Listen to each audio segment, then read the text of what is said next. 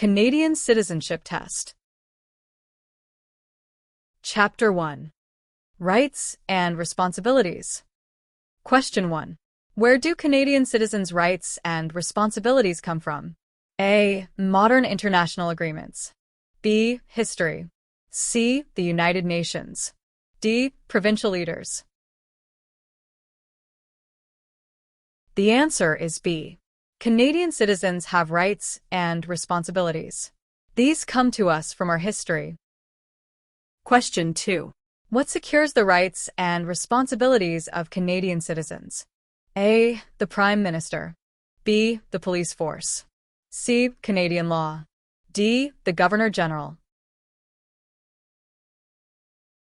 The answer is C. Canadian citizens have rights and responsibilities. These come to us from our history, are secured by Canadian law. Question 3. Which of the following is not a source of Canadian law? A. Laws passed by Parliament and provincial legislatures. B. English common law. C. The Civil Code of France. D. The Constitution of the United States. The answer is D. Canadian law has several sources, including laws passed by Parliament and the provincial legislatures, English common law, the Civil Code of France, and the unwritten constitution that we have inherited from Great Britain. Question 4. What reflects Canada's shared identity and values? A. Canadian rights and responsibilities. B. The British royal family.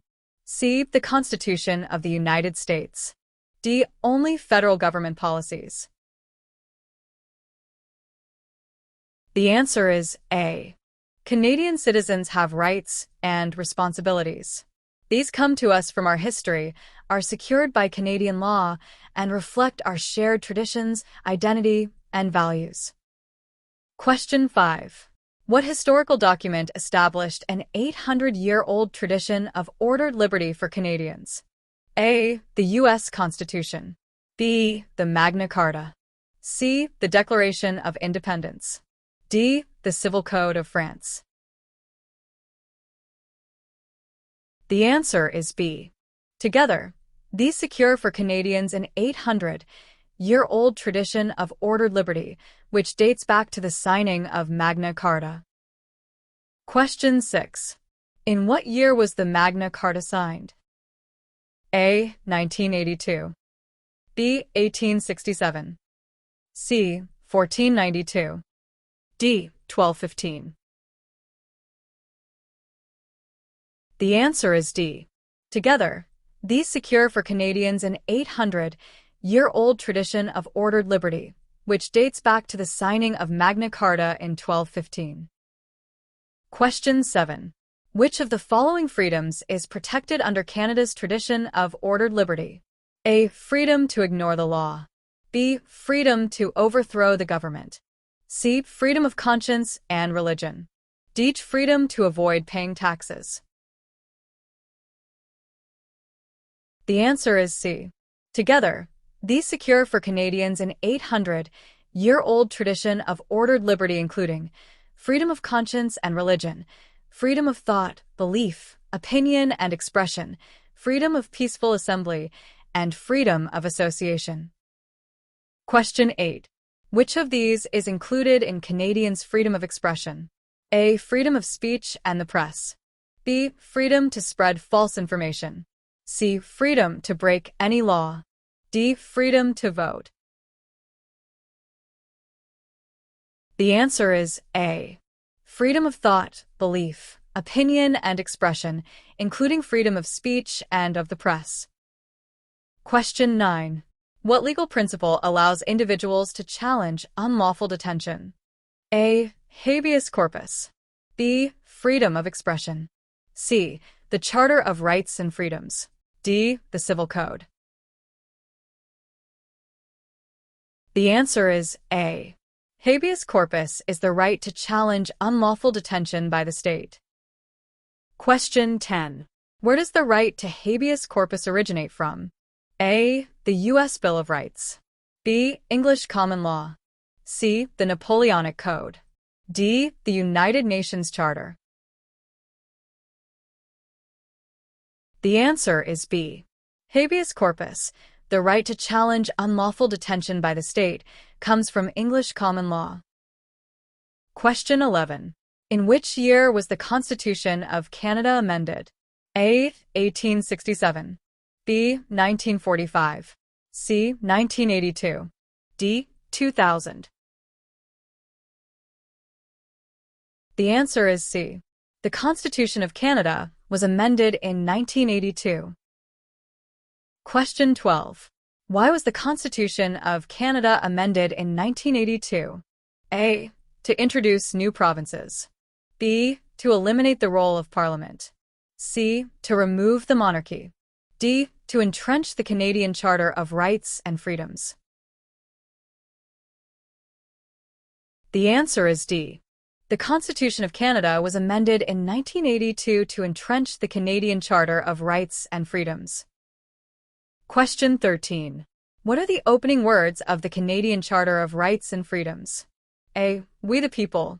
B. Whereas Canada is founded upon principles that recognize the supremacy of God and the rule of law. C. All men are created equal. D. Life, liberty, and the pursuit of happiness. The answer is B. The Canadian Charter of Rights and Freedoms begins with the words, whereas Canada is founded upon principles that recognize the supremacy of God and the rule of law. Question 14. What is the opening phrase of the Canadian Charter of Rights and Freedoms underline? A. The importance of religious traditions to Canadian society. B. The dignity and worth of the human person. C. Both A and B. D. None of the above. The answer is C. This phrase underlines the importance of religious traditions to Canadian society and the dignity and worth of the human person. Question 15. What is the Canadian Charter of Rights and Freedoms attempt? A. To summarize fundamental freedoms while also setting out additional rights. B. To give Parliament unlimited power. C. To replace all previous Canadian laws. D. None of the above. The answer is A. The Charter attempts to summarize fundamental freedoms while also setting out additional rights. Question 16. What do mobility rights under the Canadian Charter of Rights and Freedoms allow Canadians to do? A. Vote in any country's election. B. Own property in any country. C. Live and work anywhere they choose in Canada. D. None of the above. The answer is C. Mobility rights. Canadians can live and work anywhere they choose in Canada, enter and leave the country freely, and apply for a passport. Question 17. Which of the following is protected under Aboriginal people's rights in the Canadian Charter of Rights and Freedoms? A. The right to vote. B. The guarantee that Aboriginal rights and treaties will not be affected adversely. C. The requirement for Aboriginal people to speak English. D. The elimination of Indigenous traditions. The answer is B. The guarantee that Aboriginal rights and treaties will not be affected adversely. Question 18. What does the Canadian Charter of Rights and Freedoms say about Canada's official languages? A. French and English have equal status in Parliament and throughout the government.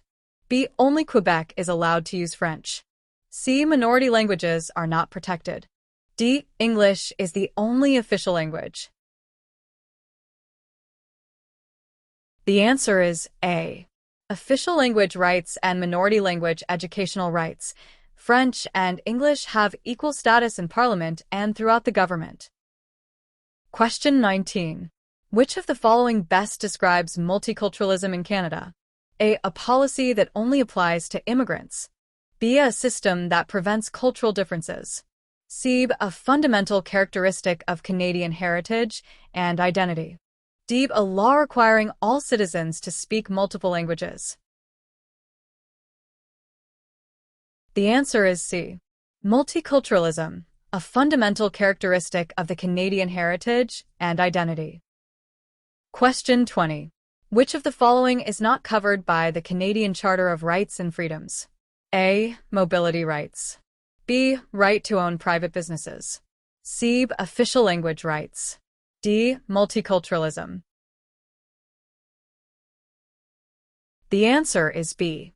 The Charter includes mobility rights, Aboriginal peoples' rights, official language rights, and minority language educational rights, and multiculturalism.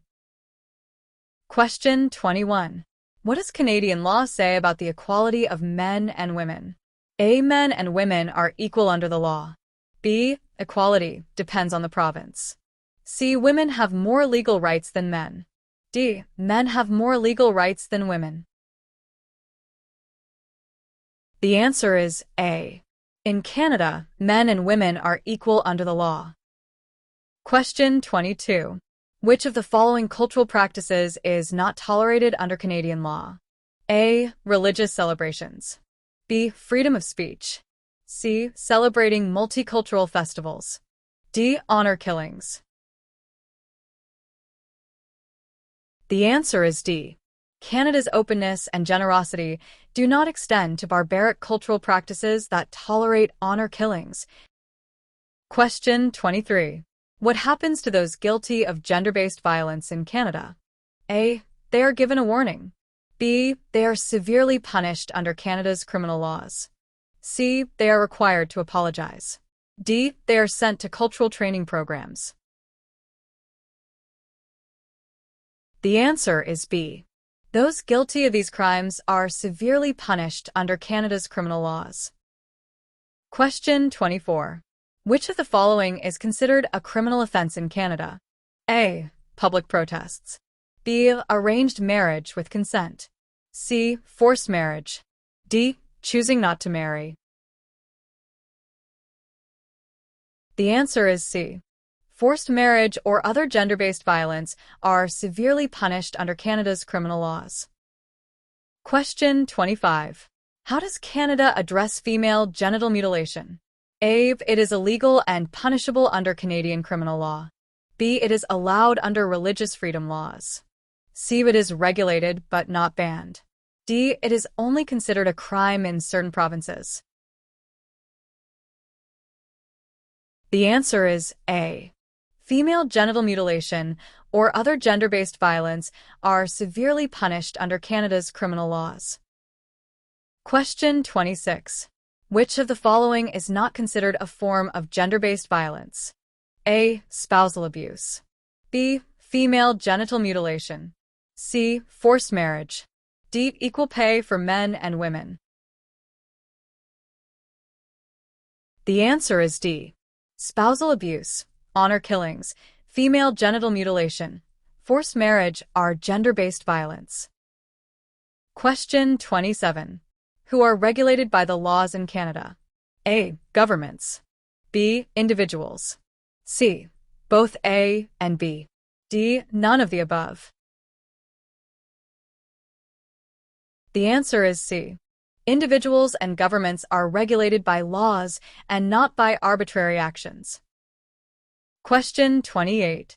Which of the following is a responsibility of Canadian citizens? A. Obeying the law. B. Learning only one language. C. Serving in the military. D. Owning property. The answer is A. In Canada, rights come with responsibilities. These include obeying the law. Question 29. What is required when a citizen is called to serve on a jury? A. They must attend unless they are too busy. B. They must serve as it is a legal requirement. C. They can choose to decline without reason. D. Only lawyers serve on juries. The answer is B. Serving on a jury. When called to do so, you are legally required to serve. Question 30. Which of the following statements about voting in Canada is true? A. Only certain groups of people are allowed to vote. B. Canadians can only vote in federal elections. C. The right to vote comes with the responsibility to vote in federal, provincial, or territorial and local elections. D. None of the above. The answer is C. Voting in elections. The right to vote comes with a responsibility to vote in federal, provincial, or territorial and local elections. Question 31. How do Canadians contribute to their communities? A. By focusing only on their personal success. B. By avoiding involvement in social activities. C. By donating money only. D. By volunteering their time to help others. The answer is D. Helping others in the community. Millions of volunteers freely donate their time to help others without pay. Question 32. What is one way Canadians can help protect their environment? A. By ignoring pollution problems. B. By avoiding waste and pollution. C. By cutting down trees in protected areas. D. By throwing waste into lakes. The answer is B. Protecting and enjoying our heritage and environment. Every citizen has a role to play in avoiding waste and pollution. Question 33. Is military service mandatory in Canada? A. Yes. All citizens must serve. B. No, but it is encouraged as a noble way to contribute. C. Only men are required to serve. D. None of the above. The answer is B. There is no compulsory military service in Canada. However, serving in the regular Canadian forces is a noble way to contribute to Canada. Question 34. How can someone gain military experience without joining the regular forces? A. By working in a government office. B. By volunteering at a school. C. By serving in local part-time Navy, militia, or air reserves. D. By participating in sports competitions. The answer is C. You can serve in your local part-time Navy, militia, and air reserves and gain valuable experience, skills, and contacts. Question 35. What benefits do young people gain from joining the cadets? A. Guaranteed entry into the military. B. Exemption from school requirements. C. Free university education. D. Learning discipline, responsibility, and skills. The answer is D. Young people can learn discipline, responsibility, and skills by getting involved in the cadets. Question 36. How can serving in emergency services contribute to the community? A. By helping protect the community. B. By enforcing military discipline. C. By training people in military combat. D. By creating new laws. The answer is A. You may also serve in the Coast Guard or emergency services in your community, such as a police force or fire department. By helping to protect your community, you follow in the footsteps of Canadians before you who made sacrifices in the service of our country. Thank you for watching this video. For more great quiz videos, subscribe to our channel. Quiz Genius.